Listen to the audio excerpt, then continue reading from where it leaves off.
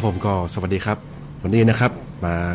มาสู่รายการเส้นทางประชาธิปไตยนะครับโดยสำนักงานคณะกรรมการการเลือกตั้งประจำจังหวัดลำปางนะครับวันนี้นะครับกระผมนะครับก็ได้รับมอบหมายนะครับจากท่านผู้อำนวยการนะครับท่านผอ.ทองเนตรดูใจ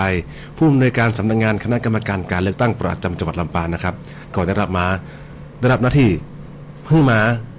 จัดรายการวันนี้นะครับซึ่งเหมือนเดิมครับรายการเส้นทางประชาธิปไตยนะครับโดยสำนักงานกต.ลำปางเขาก็จะนำความรู้นะครับข่าวสารสิ่งน่ารู้นะครับเกี่ยวกับการเลือกตั้งทั้งในของส่วนกลางแล้วก็ทั้งในของส่วนจังหวัดลำปางเขานะครับนำมาเล่าบอกอู้จ่าฮือพี่น้องจังหวัดลำปางเขาได้รับทราบกันนะครับผมครับก็นะครับช่วงนี้ก่อนอื่นเลยก็เราเตือนกันเนาะน่าจะเตือนกันมาหลายคนแล้วเรื่องเกี่ยวกับของสภาพอากาศเนาะที่มีน้ำท่วมพายุเข้าหลายลูกก็อย่างไรก็ระวังกันไว้ตัวพื้นที่ที่ติดภูเขาอย่างหรือว่าใกล้แม่น้ำก็ระวังกันไว้ตัวนะครับต่อมาเข้าเรื่องสาระของกกต.ลำปางเขานะครับก็ช่วงนี้จะย่างมาตลอดเลยนะครับเนาะเพราะว่าเป็นช่วงที่ใกล้นะครับเนาะการเลือกตั้งอบต.ครับซึ่งจะหมดวาระจะครบวาระนะครับครบ4 ปีแล้วอบต.บ้านเฮานะครับไผ่ที่อยู่เขตอบต.องค์การบริหารส่วนตำบลต่างๆนะครับก็จะครบวาระนะครับหรือว่านายกหรือสมาชิกที่ลงดำรงตำแหน่งอยู่ก็จะครบวาระทำงาน4 ปีเนาะหมดตำแหน่งลงไปในวันที่27 พฤศจิกายนปีนี้แล้ว68นี่นะครับก็จะทำให้แน่นอนก็ต้องมีการเลือกตั้งใหม่เกิดขึ้นนะครับเนาะเลือกตั้งใหม่ก็จะมีห่วงเวลานะครับหลายท่านก็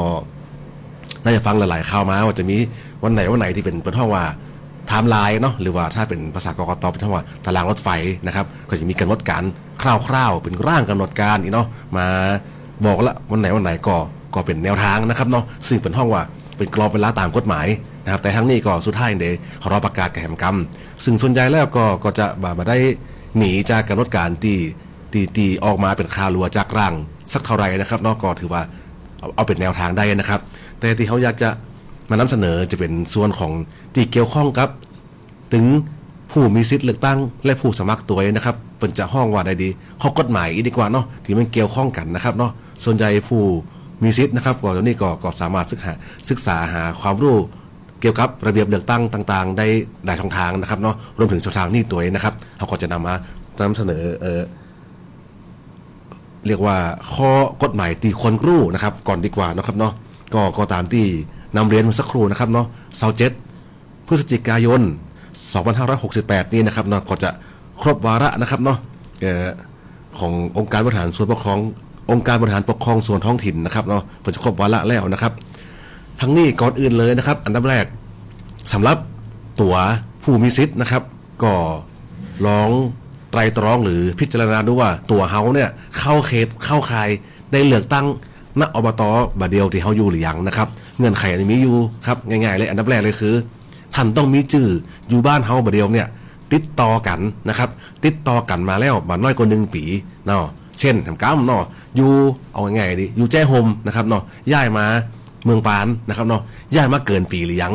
ถ้าย้ายมาถึงปีเตื้อชื่อเขาจะยังประมาเตื้อนะครับเนาะชื่อจะอยู่ที่เดิมหรือชื่อจะหายไปนะครับเพราะว่ามันบ่เข้ากติกาที่อยู่มาแต่เดิมอยู่เนาะเพราะฉะนั้นท่านที่อยู่แจ้โฮมและย้ายมาเมืองปางอย่างเช่นตัวอย่างนี่นะครับเนาะพอครบปี6 เดือนอยู่8 เดือนอยู่ชื่อเมืองปานบ้านเฮา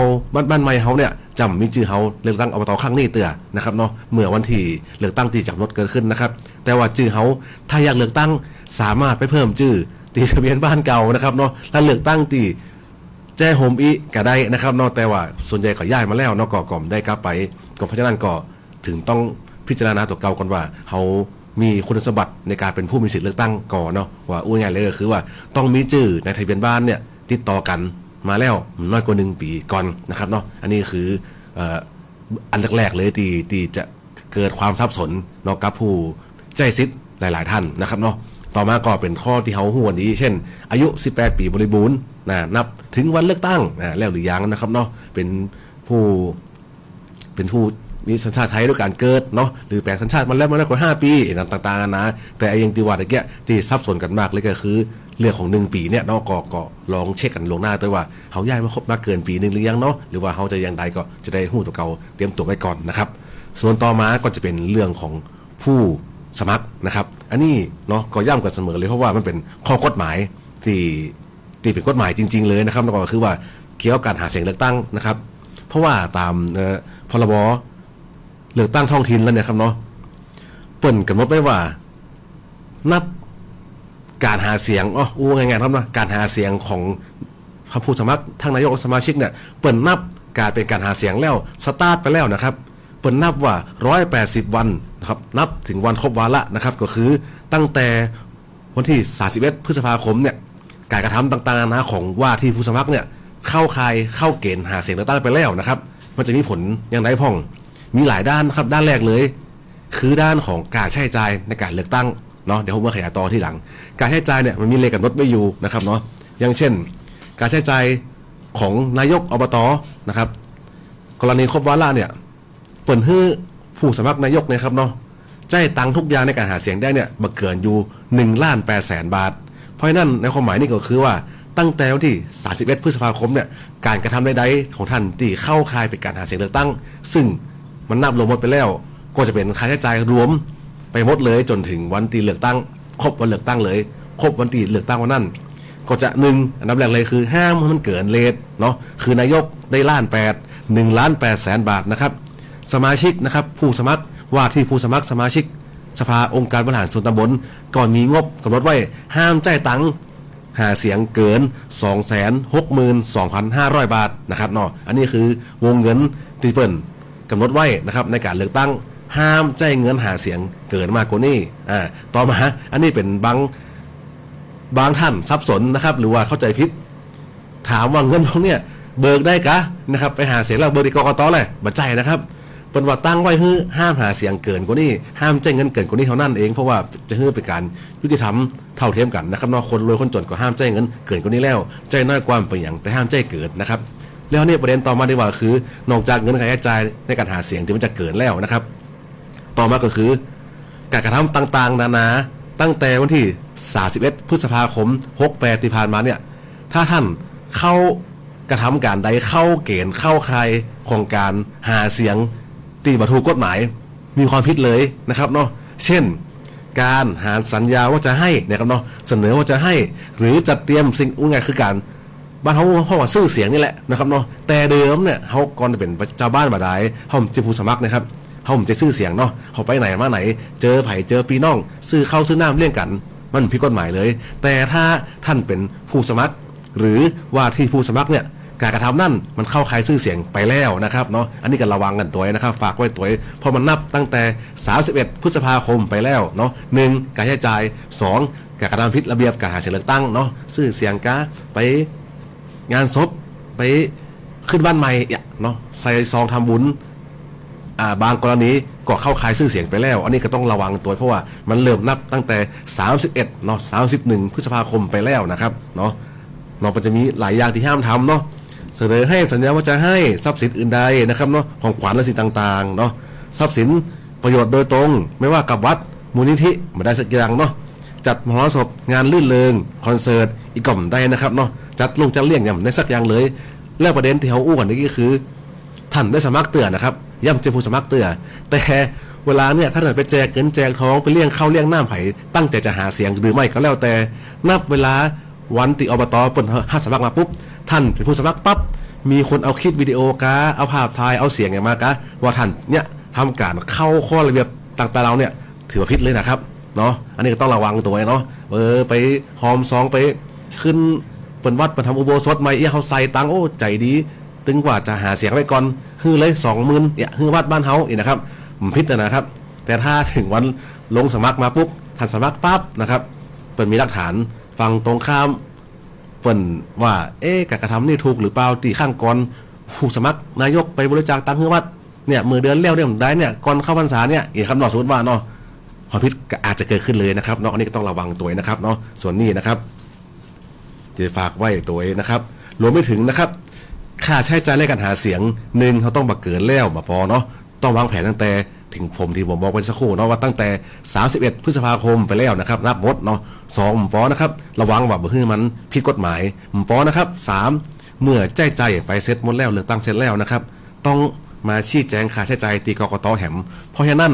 นะครับเอกสารหรือว่าการใช้จ่ายต่างๆเนี่ยควรจะบันทึก หรือจดเก็บไว้ก่อนตั้งแต่เนิ่นๆเลยเนาะวันนี้เตรียมตัวไปไหนทำป้ายไว้กี่แผ่นกาหรือว่าจะจ้างใครไว้จ้างรถอย่างไว้ซื้อข้าวซื้อน้ำเลี้ยงผู้หาเสียงเนี่ยก็แล้วแต่นะครับอันนี้ก็เตรียมไว้เนิ่นๆเพราะว่าระเบียบนอกจากก่อนเลือกตั้งแล้วระหว่างเลือกตั้งแล้วหลังเลือกตั้งตรงนี้เติมเหมือนกันก็จะมีการชี้แจงหรือว่ายื่นบัญชีรายรับรายจ่ายในการเลือกตั้งตัวนี้เป็นระเบียบมาทำถือว่าผิดกฎหมายเนาะครับฝ่าฝืนระเบียบมีโทษตัวนะครับอันนี้ก็คือเตรียมตัวกันไว้ตัวนะครับรวมถึงนะครับการหาเสียงเนาะการหาเสียงนะครับมาว่าทุกรูปแบบรถขนสื่อออนไลน์สื่อป้ายสื่ออย่างก็แล้วแต่ต้องแจ้งต่อกกต.ก่อนทุกครั้งที่จะปฏิบัติแจ้งก่อนเนี่ยนะครับมันจะเนี่ยเรามาแจ้งนะครับเนาะป้ายหาเสียงก็ต้องมาแจ้งนะครับเนาะขนช่วยหาเสียงก็ต้องมาแจ้งรถก็มาแจ้งสื่อออนไลน์ก็มาแจ้งนะครับเนาะแจ้งทุกการหาเสียงเลยมันต้องมาแจ้งกันหมดนะครับเนาะเพื่อเป็นไปตามระเบียบของการเลือกตั้งนะครับผมต่อมานะครับมาอู้ถึงผู้สมัครนะครับย่ำกันแถมกำเนาะผู้สมัครตีว่าที่ผู้สมัครเฮานะครับคุณสมบัตินะครับอันนี้ต้องระวังเพราะว่าอย่างครับเพราะว่าสมัครแล้วเกิดท่านมีเงื่อนไขใดนะครับตีบ่ตรงตามลักษณะหรือไปอยู่ในลักษณะต้องห้ามของผู้ตีมีสิทธิสมัครรับเลือกตั้งเนี่ยนะครับเป็นเพราะว่ามันมีความผิดเนาะความผิดอย่างไรคือเปิ่นมีคำว่าหู้อยู่แล้วว่ามีสิทธิ์แล้วมาสมัครอยู่คือยกตัวอย่างภาษาบ้านเฮา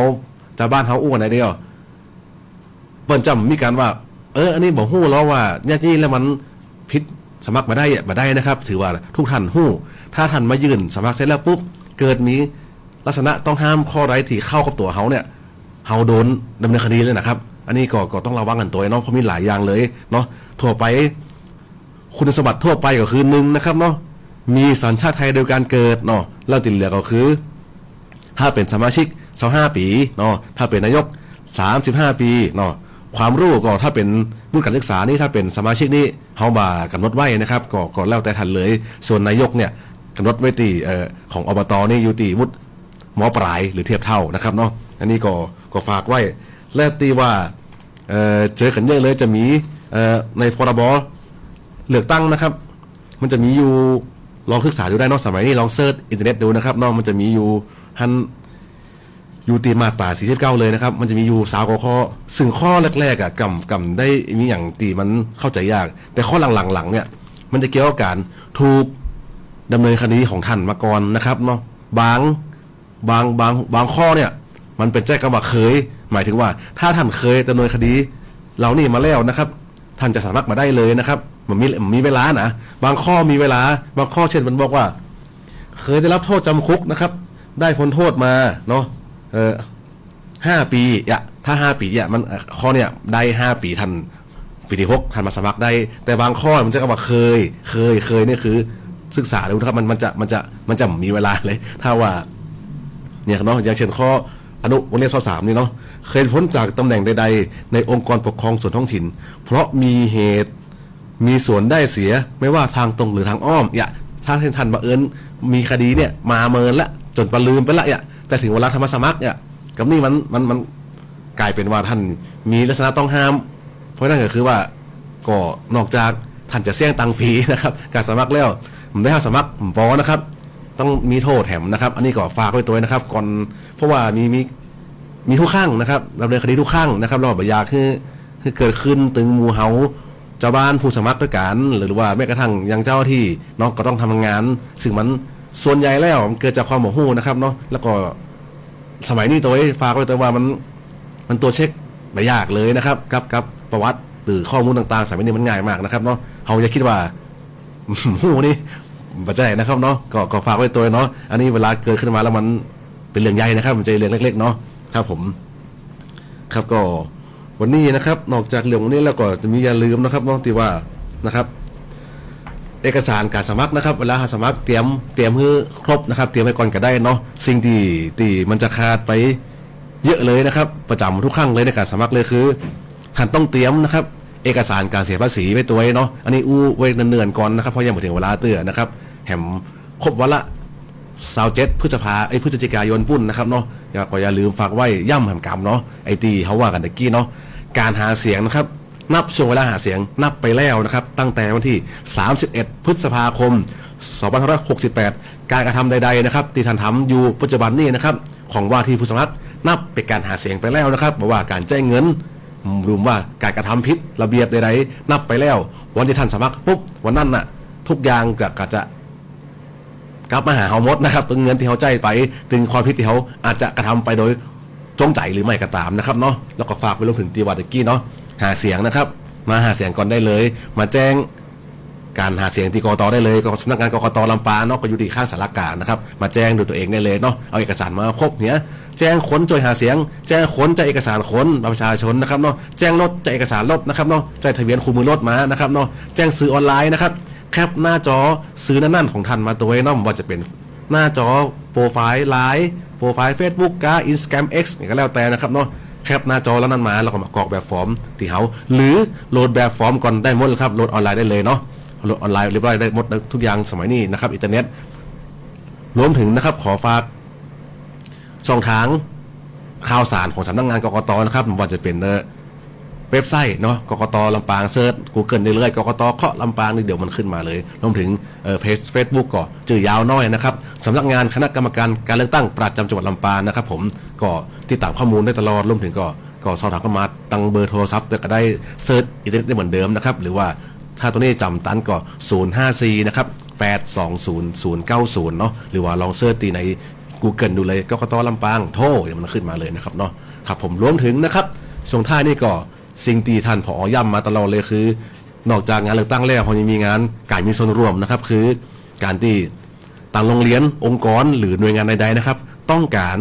สนับสนุนวิทยากรหรือการให้ความรู้ด้านประชาธิปไตยและพลเมืองนะครับเนาะสำนักงานเรายินดีนะครับให้ความร่วมมือให้ความสนับสนุนอย่างเต็มที่โดยมีการใช้จ่ายพร้อมทั้งอุปกรณ์และบุคลากรนะครับรวมถึงการเลือกตั้งที่เขาจะนำเครื่องลงคะแนนอิเล็กทรอนิกส์เนาะเครื่องลงคะแนนแบบกดเอาไปลองใจกันดูว่าเพื่อท่านได้ชอบนะครับองค์กรต่างๆหรือโรงเรียนก็ขอไปใจกันอยู่ตลอดเลยนะครับในการเลือกตั้งตึงประธานนักเรียนหรือประธานสหกรณ์เนี่ยก็แล้วแต่ก็ขอไปใจนะครับเนาะครับผมก็วันนี้ก็ในเวลาสมควรแล้วนะครับกับผมครับในนามของสำนักงานกกตจังหวัดลำปางนะครับก็ต้องขอกราบขอบพระคุณตั้งสวทลำปางตัวนี้นะครับที่ให้พื้นที่เข้ามานำข่าวสารดีๆของสำนักงานกกตมาเผยแพร่ให้พี่น้องชาวลำปางเขารับทราบกันนะครับผมครับวันนี้กับผมก็ต้องขอกล่าวว่าขอบคุณครับแล้วก็สวัสดีครับ